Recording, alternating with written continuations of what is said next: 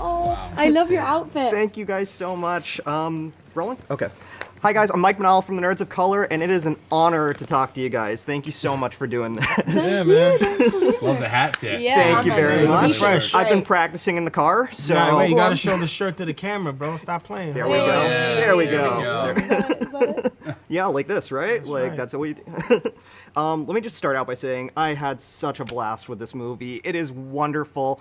It is more than just a blockbuster, though. It's emotional, it's character-driven, and all of you both, like, the entire ensemble just does an amazing job. So congratulations, really, on this movie. Daisy, I'd love to start with you. I've been such a fan since Normal People, and Marianne has my heart. You guys got me through the pandemic.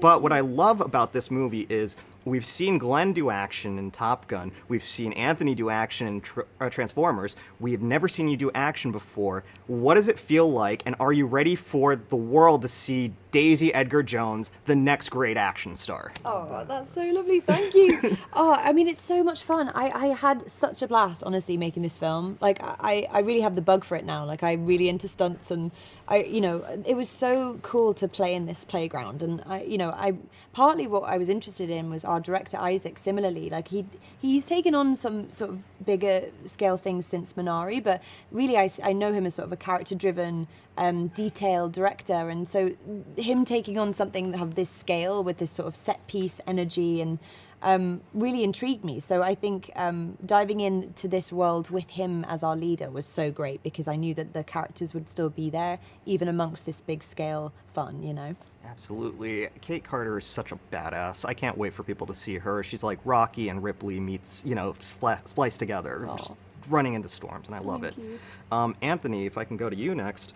One of the things I loved about Javi was his experience in the military. We have a little hat tip to that. I have a conspiracy theory. Was that time in the military with G.I. Joe, and is Twisters a secret Hasbro-verse movie? Wow. Could be. Wow, that was a wild connection. Yeah. Well, Javi's real name is Noah Diaz. Oh, there you go. Yes. In all seriousness, though, I mean, what's harder, doing choreography for Lin-Manuel and John M. Chu, or chasing tornadoes? I mean, it's all. They're both different. They're both different things. But I think that specifically for this film, what made it probably what was the most challenging was probably just being out in the elements and in the weather, and just in Oklahoma. Like even you look at this behind us, like that was like real. Like some days the sky looked like that, and you're just kind of like, you didn't really know what was gonna happen. Everything was, the days were unpredictable. It's sunny and then it's not. There's no wind and there is, and then you're like taking shelter. So very different than shooting a movie like In the Heights in the summer in New York, dancing in the middle of the street, trying to remember your lines and sing the right words while you're doing it all. I mean, they're both challenging in different ways, but yeah. You did both excellent, sir. Thanks, man. I appreciate And that. my last question for Glenn. Honestly, Tyler Owens is just an icon at this point in time. I came out there going like, that's a good character. That's a memorable character. And I heard you had the chance to meet with real storm chasers, all of you guys. Did any of them give you tips on tornado wrangling, and what was that experience like? I mean, again, the benefit.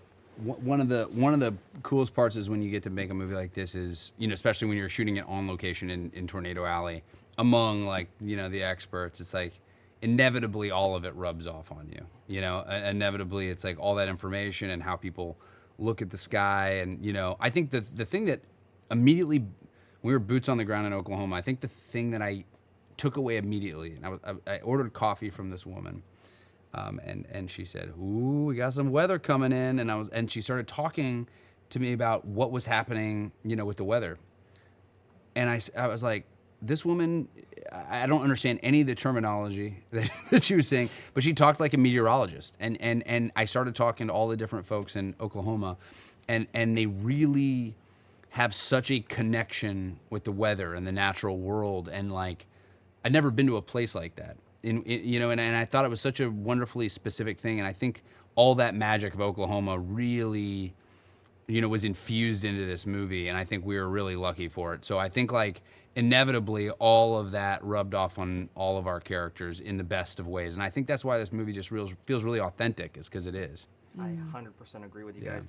The last thing I have to say is, if you feel it, Chase it. heck yeah. Thank you guys so much for this. Thank you for everything, honestly. Thank I appreciate it, Thanks so man. you much. so much. You look Yeah. so cool in a Thank you cowboy so hat. much. Yeah, dude, It's the this may be best. your look. For Spider-Man, they didn't mind. The activist directors, comments and the lectures, fanboys, professional artists and professors. Maybe a nerd who's just like you, talking about the things that you like too. So I invite you to the NOC. In full color, you see me. The hard knock life, comics, movies, and TV. Yeah, pop culture with a different perspective. Watch it on your screen, hit play, so check this.